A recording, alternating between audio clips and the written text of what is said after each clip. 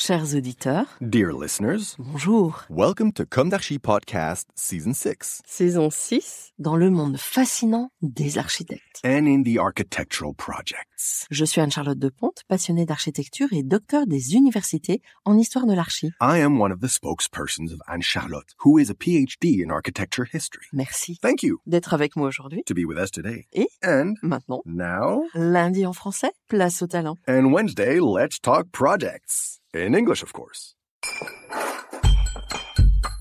Bienvenue dans Comme d'Archi.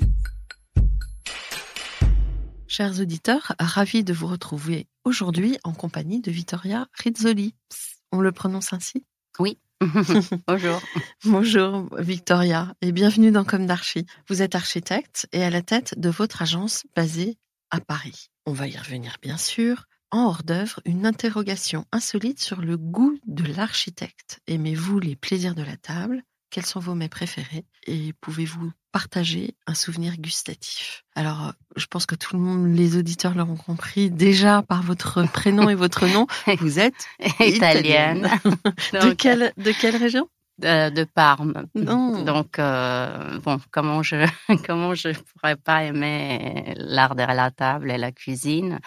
Parce que, d'une part, de mes origines parmesanes, donc c'est de là qui vient les jambons de Parme, les parmesans, etc. Et en plus, Parme a été élue en 2015 une ville créative de la gastronomie. Donc, en fait, elle a le surnom de Food Valley. Donc, en fait, sincèrement, Parme, c'est la culture, l'architecture et la cuisine et les produits de terroir. Donc, en fait, c'est impossible de pas aimer. En plus, c'est des très bons produits, notamment des pâtes. C'est que je pense que tous les architectes, ils devraient un peu aimer la cuisine parce que je trouve que il y a quand même un art. C'est un art par entière, je trouve. Et en fait, ça réveille le plaisir des yeux. C'est-à-dire que déjà, quand on voit un plat bien préparé, ça fait du bien, ça donne du plaisir. En plus, le papilles gustatif, déjà, il nous donne encore plus de plaisir. Et en même temps, les odeurs, ça peut nous ramener dans un voyage dans le temps, ou alors, ça dépend du plat, mais dans des autres pays, etc. Donc, vous avez des préférences culinaires ? Oui, moi j'aime beaucoup les pâtes.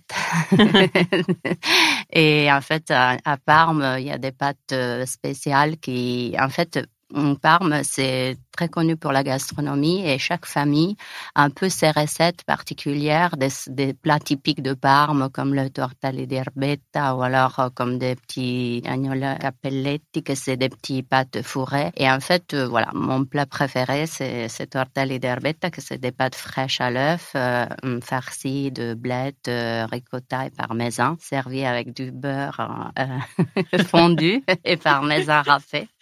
Donc voilà, ça c'est mon plat préféré. Après, mon souvenir gustatif, c'est plutôt c'est cappelletti, ça se dit comme ça. Et en fait, maintenant, on peut le trouver tout le long de l'année. Mais avant, quand j'étais jeune, c'était vraiment le plat de Noël. Je veux dire, le plat principal du repas du 25. Et donc, c'est des petites pâtes farcies avec une viande qui a été cuite très longtemps avec des épices. Et là aussi, chaque famille, elle a sa recette et c'est servi dans un bouillon. Donc ça, c'est un très joli souvenir parce que je les faisais avec ma grand-mère, avec mes frères. Elle faisait les pâtes, on les pliait. Donc, c'est un très joli souvenir qui m'amène. C'est tout un cérémonial entre la préparation, de la préparation à la dégustation. Oui. Et aussi pendant les repas de famille importants comme Noël, etc., on parle au moins une demi-heure de si cette pâte était mieux de l'année d'avant, aussi on avait mis un petit peu de... En fait, c'est vraiment... Alors, On va revenir à votre parcours professionnel et à son début.